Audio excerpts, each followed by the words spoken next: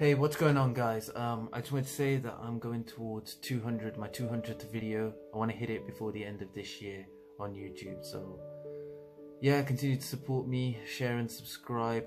If you're watching this on Instagram, links to my YouTube in the bio. What's going on, little dragons? How are you feeling today? Feeling good? Please do let me know down in the comments below. Drop a like on this video, guys. Share this video with your friends and family, and hit that subscribe button, guys, as it will help me out so very much now. So this is part 2 of that video that I made about friends, my social life. This is a part 2. This is going to talk about how martial arts, how fighting sports have affected me, how they've brought me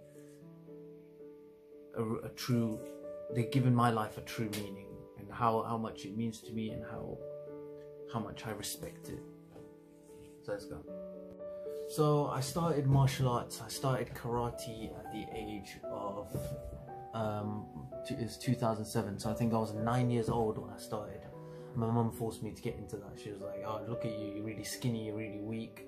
Well, what are you gonna do if someone tries to beat you up? You don't do it to fight. You do it to defend yourself." So that was the reason she made my brothers do it. Or like the Sri Lankans that lived on my street used to do it.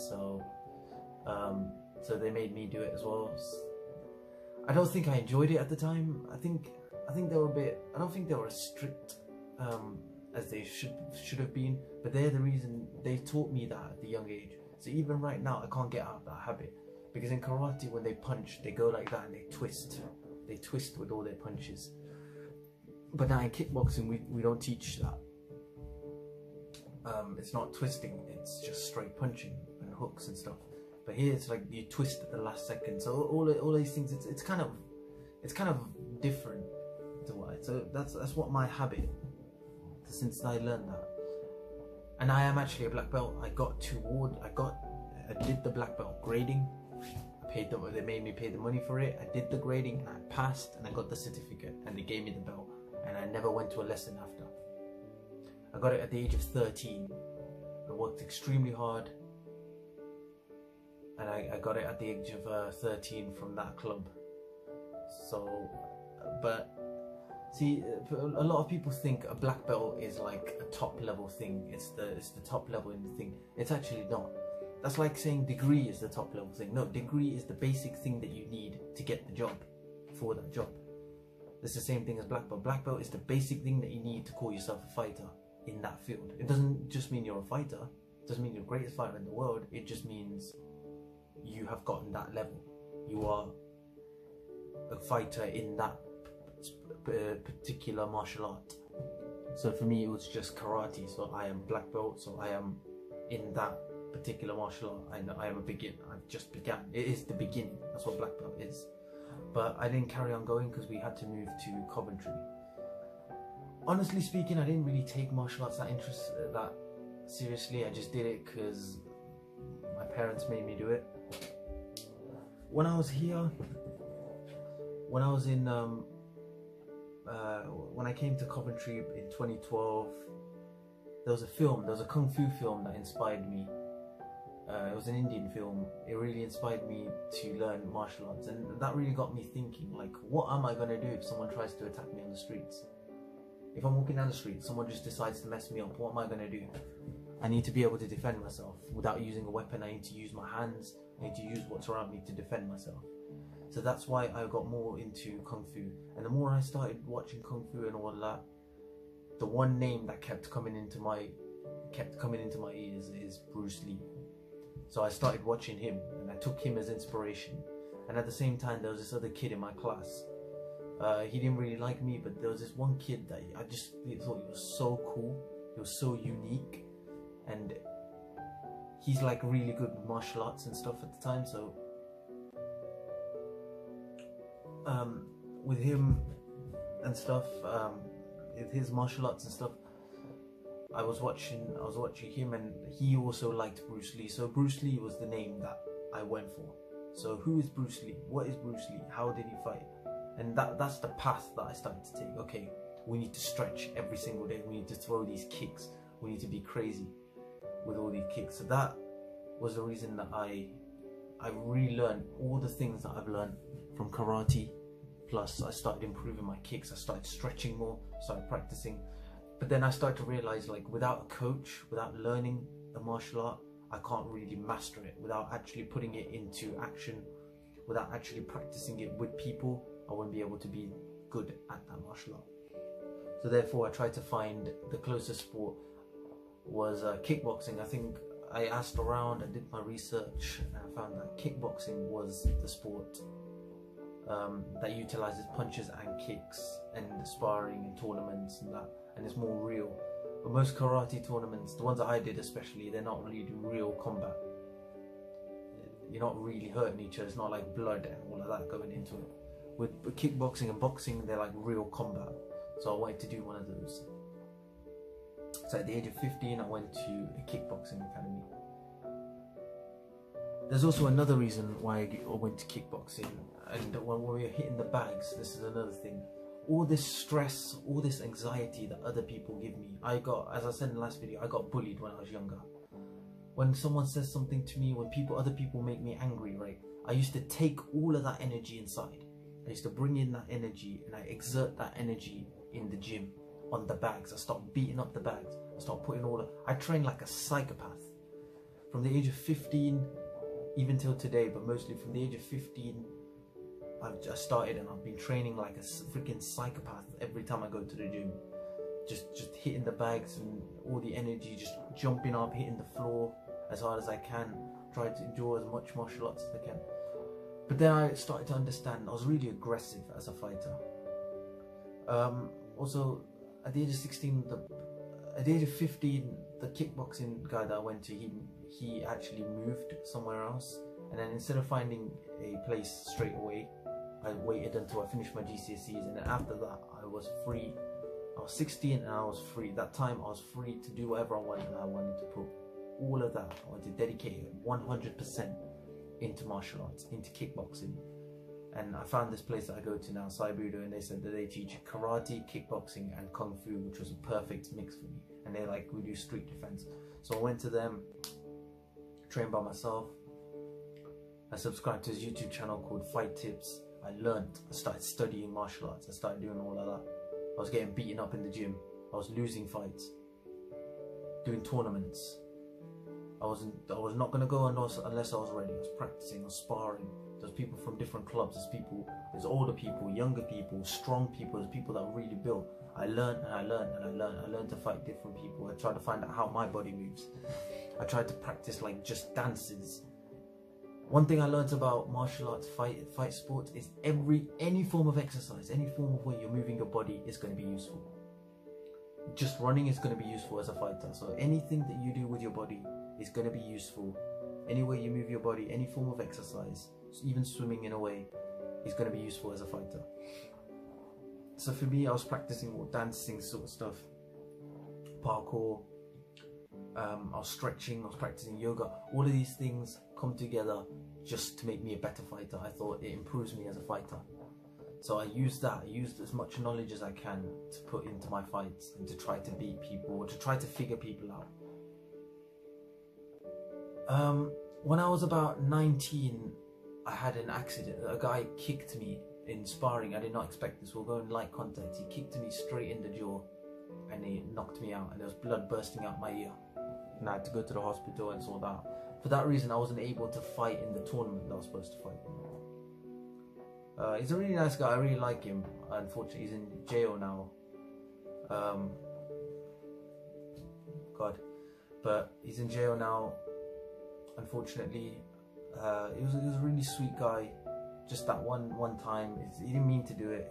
It's an accident. But he kicked me and I was flat. I was knocked out, and that made me think. I did not think like what most people would be thinking is that guy is strong, or maybe I'm not good enough. I was like, I made a mistake, and I would never let that mistake get me again. I thought to myself, every champion that's ever walked this planet has had a moment like this. Has had a moment to think, okay, do we take this?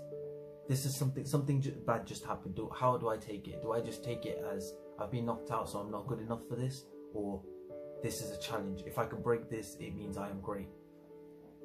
That's what I took. I took the second option. I knew this is my challenge. Alright, I spoke to a doctor. He said you have to wait for 8 weeks and you wouldn't be able to fight in tournaments. I was like, fine, I just want to get back as soon as possible.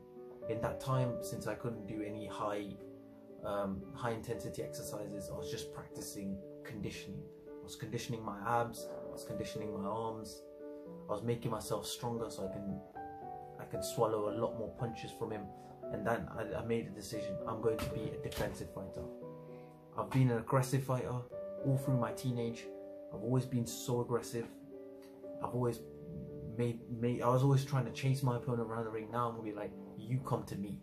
I'm gonna be a defensive fighter. I'm gonna be a slow paced fighter. I'm gonna be a slow, calm and collected fighter. And I was telling the guy, and also I actually did something sneaky. Whenever I sparred that particular guy, he was violent, he was aggressive, he's got a big beard, he was a really aggressive guy. Whenever I fight him, I try to not make him get tired. I want him to fight 100%, even if I'm tired. And that way, that would improve me. That's what I wanted to do. Every time I fight someone, I want it to improve me. I don't want to beat them. When I spar, I want to improve me. I want to improve myself. If I'm able to take hits from him and hit him back 1 or 2 times and he's the first person to quit, or the round ends and I'm not tired, he's tired, I'm the winner. So I was going with that. And now I will say I'm more of a defensive fighter than aggressive fighter, than offensive fighter. But that's how fighting meant to me. And at the age of 17 I started to, or even at the age of 19 a bit more, but at the age of 17 I started slipping more into the boxing side, practicing more on my hands, because I was really fast, I was really good with my kicks, but I wasn't good with my punches. I didn't have good technique and blocks. But I wanted to work on that, so after that I started going to more and more boxing classes and practiced all skipping, practiced all the boxing drills, all the speed bags, the Dublin bags, all of those stuff. So in martial arts, my greatest inspirations are Bruce Lee, Muhammad Ali and Jackie Chan. I don't really watch UFC as much. In UFC, I'd say of all time, I think a guy called GSP, the one that does gymnastics and stuff, I really liked him. And I really like, obviously, Khabib. I really like him as well. He's a champion, really absolute monster. That's what I like about him. Bruce Lee, I like his wisdom and what he's taught this world, and how all this martial arts, MMA, all came from his wisdom about mixing martial arts together. Muhammad Ali, his confidence is just out of this world, and how much he's proven that he is the greatest, how much he's proven that in boxing, the pride he brought to boxing, I love that. Jackie Chan's just it's just God level. That's how I look at Jackie Chan. He's the greatest inspiration. Whenever I'm sad, I just watch a Jackie Chan film, or I watch a Jackie Chan scene, and it just goes away straight away. He's awesome. He's an all-rounder. He's a champion. They're my greatest inspirations in terms of martial arts. And in the future, I don't actually want to be a fighter. I would always do tournaments. I love to do tournaments. Not for money. Even though I do make a bit of money, it's not for money. I don't even do it for money. I just do it so I can prove to myself that I can. It gives all my training some sort of meaning, you know. So for a certain amount of time. So if I'm training, so if I have a fight, because the way I train now is just normal fitness, normal running, jumping, that sort of stuff. If I had a fight the next month, I would put more effort into martial arts. I'll put more effort into it. I'll put like 10 times more, 100 times more effort into it. So then do the fight so I can prove to myself, and that feeling that you get after you win a fight, nothing can replace that. There's nothing can replace that. Just for that reason only, I'm with WUMA now, Good Fighting Association. They do fights all over the world. If it weren't for Corona, I would have had about 3 fights this year. But unfortunately, fights will happen next year. There's always time. There's always tomorrow. When this Corona thing goes away, if it does, yeah, I'll be doing fights. I'll be doing fights in England first of all. Then I'll plan about going to other countries. But if I make the fights, I'll definitely get it on video, and I'll definitely put it on this YouTube. So stay tuned, guys. But apart from that, I do love to do fights and stuff, but I don't want to put it as my future. my future isn't to become a fighter. My future was always, I've always admired fighting. I've always admired films. That's what I've always admired. I've always admired being in front of a camera. That's my greatest inspirations in life. The things that have made me happy in life is watching films, watching actors, learning about acting. That is what's been the greatest to me in my life. So that's what I want to go towards. And also, I believe that I'm good at fighting. I believe that I'm good at like parkour stunts, like gymnastics. I can do backflips. I can do crazy jumps. I could jump really high. I can kick high. I can run fast. I think I'm a good dancer. I'm able to pick these things up. The only place where I can actually utilize all of this is in acting. Plus, I can learn more. Plus, I can tell a story. So there's so much within acting that I want to achieve. That's why I really want to be an actor. Acting is my goal. It's what I'm targeting. Unfortunately, I should have went when I was really younger. I should have went when I was 16. But unfortunately, it's the world is telling me it's too late. Situations around me is telling me too late. I'm not telling me it's too late. I'm not going to try. All the places are closed, all the theatres are closed, but I'm going to try to find some sort of acting thing. I'm going to work on acting by myself, putting it out there. I'll definitely become an actor. It's the only job that will make me feel happy. Right now, since I don't go to school or anything, I work and I do that as well. So I have a lot of time to put into this. The time I have, I'm going to put into my acting. I'm going to work towards it. It is my passion, it is my dream, it is going to be my life. That's all I wanted. That's all I really want in my life. I've never asked for anything. Yeah, guys, so I hope you enjoyed that.